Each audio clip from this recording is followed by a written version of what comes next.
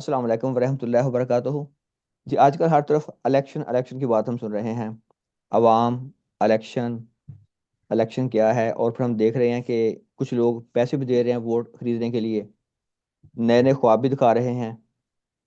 और तमाम कौम उम्मीदें लगा के बैठी है इलेक्शन के ऊपर कि शायद इस इलेक्शन के बाद पाकिस्तान के, और पाकिस्तान का मतलब है अवाम के हालात बेहतर हो जाएंगे। इस इलेक्शन के मामले में जो हम सुनते हैं, कुछ लोग पैसे भी फेंक रहे हैं और कुछ लोग वोट खरीद भी रहे हैं। और ना सिर्फ वोट खरीद रहे हैं बल्कि कुरान पे हलफ भी ले रहे हैं। तो इस हवाले से हमारे पास हमारे एक आलम है माशाल्लाह, बहुत इनका आला लेवल है, कुरान और हदीस के ऊपर निगाह है इनकी। अल्लामा इकबाल पे बड़ी इनकी निगाह है। सर अब्दुल वहीद साहब, इनसे हम मशवरा लेते हैं कि सर आप, सर वहीद प्लीज, सर ये वोट है क्या बेसिकली? जी सर, जावेद साहब बहुत शुक्रिया। Thank you. अल्लाह ताला जज़ाय खैर दे आपको। जी सर, वोट असल में अंग्रेज़ी ज़ुबान का लफ्ज़ है। तो उर्दू में उसका मुतबादल आप समझ लें कि जिसे कहते हैं कि मुंतखब, इंतखाब करना किसी चीज़ का, या हक़ राय दही इस्तेमाल करना। ठीक है, तो ये जो है ना, कुरान पाक ने इसके बारे में कहा है कि ये एक आपकी शहादत है, आपकी एक अमानत है, वोट जो है। यानी वोट तो आप जब देते इसमें हैं, तो जब वोट आप देते हैं तो आप गवाही दे रहे हैं कि फलां बंदा बेहतरीन है, जो मौजूद लोग हैं उनमें से फलां बंदा जी एक जी बेहतर बंदा है, या फलां पार्टी एक बेहतर पार्टी है। जी जी सर, बिल्कुल ऐसे ही है कि शहादत है और अमानत है।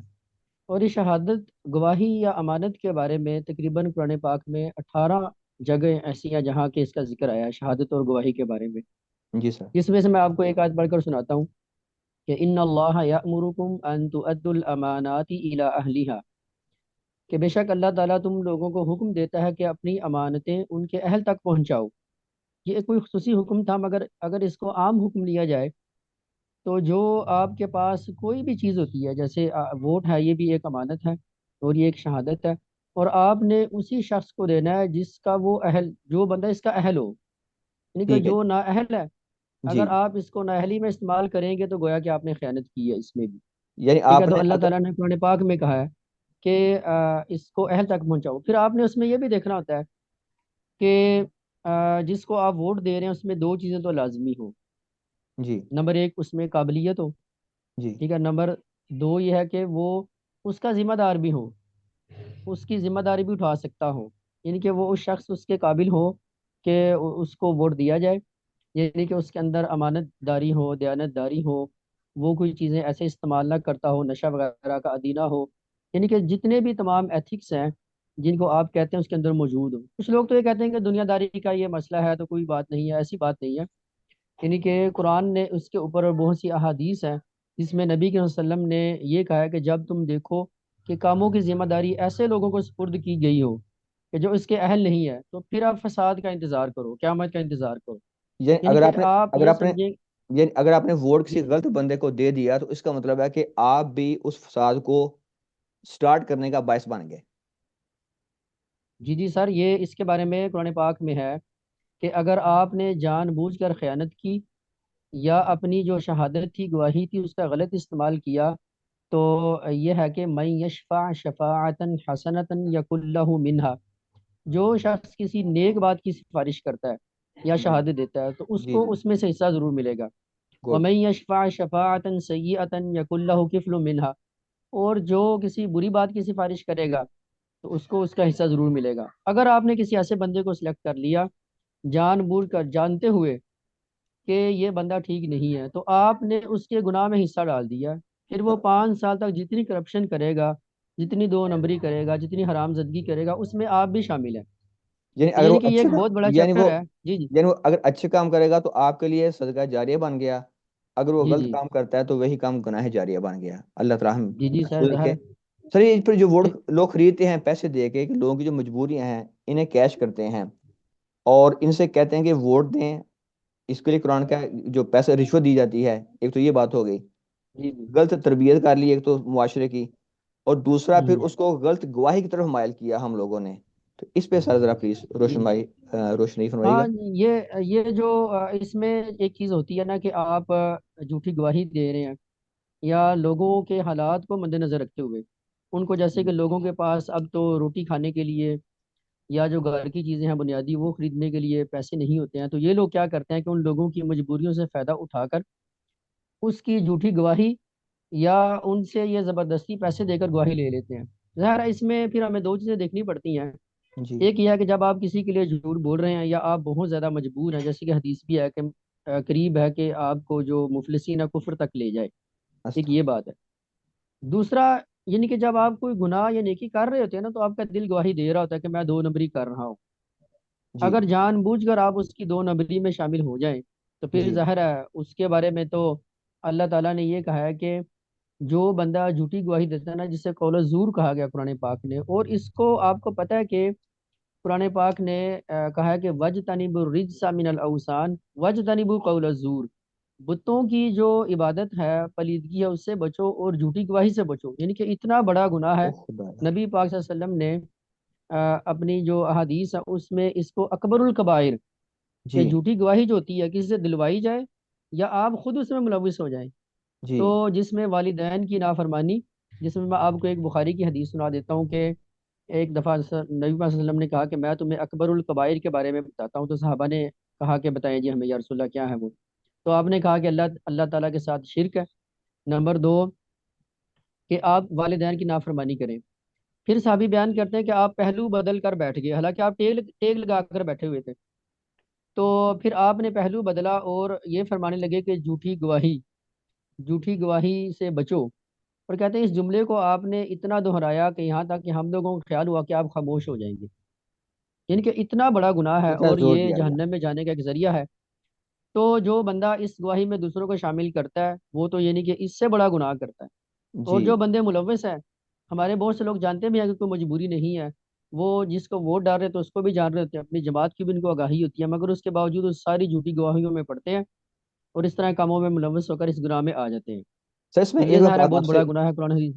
सर मैं एक बार अर्ज जी करना जी। चाह रहा हूँ इसमें कि जो बेचारा बंदा मजबूर हुआ, पैसे लिए उसने, अब जैसे कुरान पाक में गालबन इस बारे से कहा गया है कि जो लोग मजबूर हो गए हैं तो हराम में, अगर वो मजबूर हो गए हैं खाने में हराम, तो उनको थोड़ा सा मेरे ख्याल में मार्जिन इस बारे से दिया गया है। यानी कि उसकी मजबूरी से बेचारे की कि उसने अपने आप को पेश कर दिया एक गलत काम के लिए, और उससे हलफ भी ले लिया गया कुरान पाक के ऊपर।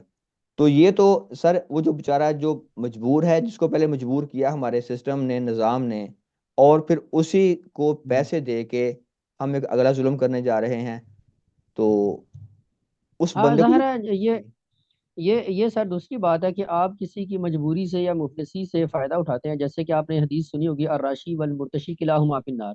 जी। रिश्वत देने वाला और लेने वाला दोनों जहन्नम की आग में होंगे। मगर इसमें हमें ये देखना पड़ता है कि बाज़ दफ़ा जो इदारे हैं किसी भी मुल्क के, वो एक आम बंदे को इतना मजबूर कर देते हैं कि उसके पास रिश्वत देने के अलावा कोई चारा होता ही नहीं है। जी। वो क्या करे? तो वो फिर इस जलालत से बचने के लिए, अपने आप को बचाने के लिए इस तरह के काम में मुलव्वस हो जाते हैं।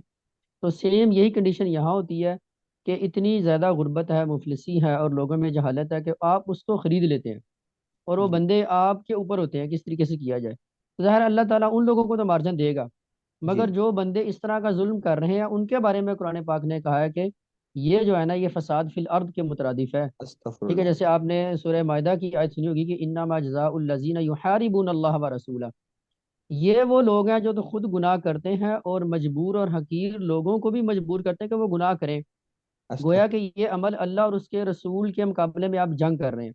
वयसाउना फिल अर्दि फसादन, और उनकी कोशिश ये होती है कि ज़मीन में फसाद बरपा हो, जिसके ज़रिए से सारा निज़ाम हमारे हाथों में आ जाए और हम जिस तरह से मर्जी चाहें उसको इस्तेमाल करें। तो फिर आगे कुरान ने कहा कि अन युक़त्तलू औ युसल्लबू, कि उनको कत्ल कर दिया जाए, उनको सूली चढ़ा दिया जाए। औ तुक़त्ता अयदीहिम व अर्जुलिहिम मिन खिलाफ, उनके हाथ और पाँव मुखालिफ सिमत से काट दिए जाए। औ युनफ़ौ मिनल अर्द, या उनको ज़मीन से भगा दिया जाए। ज़ालिका एक लहुम ख़िज़्युन फ़िद दुनिया वल आखिरा, ये उनकी दुनिया और आखिरत में सज़ा होगी। यानी कि इतनी भयानक सज़ा है साल कि पुराने अगर वाला आप किसी जरिए। बंदे को खुद गुनाह करते हैं और दूसरे बंदों को भी मजबूर कर देते हैं कि वो भी करें। जैसे कुरान अस्तगफुरुल्लाह। पाक ने कहा कि एक बंदा खुद बुख्ल करता है और दूसरों को भी तालीम देता है कि तुम भी बुख्ल करो, तो और ये सर एक आखिरी वो एक बात, तरह का डबल गुनाह को कमा रहा होता है और वो सारे लोग जानते भी होते हैं इस बात को। सर की आखिरी बात यह है कि जो लोग देखते हैं हम जलसे में लोग पैसे फेंक रहे हैं, तो इस वजह से जी कुरान जी। पाक में गालबन कहा गया कि जो शैतान के भाई हैं, जो फजूल खर्ची करते हैं। ज़रा प्लीज़ जी इस जी। पे फरमाइएगा। हाँ जी जी। ये वो सूरह बनी इसराइल में आयत नंबर 27 है कि इन्नल मुबज्जिरीना कानू इखवान शयातीन। कि ये जो एक तो होता है ना इसराफ होता है, ये दो लफ्ज होते हैं अरबी में। जी एक इसराफ है। इसराफ का मतलब होता है कि आपको जहाँ खर्च करने की जरूरत थी वहां आपने पैसा खर्च किया मगर बहुत ज्यादा खर्च कर लिया। और एक तबजीर है। तबजीर का मतलब होता है कि आपने ऐसे लघु काम में, बेहुदा काम में या गुनाह के काम में पैसा खर्च किया है जहाँ पैसे खर्च करने की जरूरत थी ही नहीं। तो जी उसको कुरान पाक ने मेंशन किया, बकायदा तौर पर नाम लिया और ये कहा कि इन्नल मुबज्जिरीना कानू इखवान शयात, ये हकीकत में शैतानों के भाई होते हैं। और जो जी अंजाम शैतान का होगा वही लोगों का होगा। यानी कि आप देखें कि इस तरह से हर मामले में आप देखें कि गुनाह पर लोगों को उकसाना, गुनाह की तरफ लेकर आना और गुनाह करवाना, इसको कुरान पाक ने असल में फसाद फिल अर्ज कहा है। और दूसरी जगह पर आता है कि ये लोग जो है ना, इसके बारे में सूरह रूम में कहा कि ज़हर अल फसाद फिल बर्रि वल बहर बिमा कसबत अयदीन नास। इसकी ये वजह होती है कि जो उन्होंने ज़मीन पर फसाद बर्पा किया तो अल्लाह के निज़ाम को तोड़ते हैं, उनकी वजह से फिर अल्लाह ताला के अजाब आते हैं। बाज़ल्लज़ी आमिलू लअल्लहुम यरजिऊन, उनके हाथों की कमाई की वजह से अल्लाह ताला का फिर अजाब आता है। यानी कि वो हर वक्त अल्लाह के कानून को, अल्लाह की किताब को और जितने भी अल्लाह ताला के शरीयत के अहकामात हैं उनको उनका मजाक उड़ाते हैं और इसको मुकम्मल अपने हाथों में लेने की कोशिश करते हैं, वो भी शैतान के जरिए से। सर, बहुत शुक्रिया वही साहब, आपने बड़ी माशाल्लाह डिटेल जी से हमें समझाया इस चीज़ का। तो हमें ये आइडिया हुआ कि जो वोट है वो एक आम जी चीज़ जी नहीं है, बल्कि वो जी जी गवाही है। कि आप गवाही दे रहे हैं कि आप, कि ये जो बंदा है ये हमारे लिए बेहतरीन बंदा है, हमारे मुल्क और कौम के लिए और अवाम के लिए। तो ये हमें सर वही जी सर जी माशा बताया हमें कि जी जो वोट है ये गवाही है। लिहाजा आप अपनी गवाही के लिए अच्छे बंदे को चुनें, जो मुल्क और कौम के लिए बेहतर हो।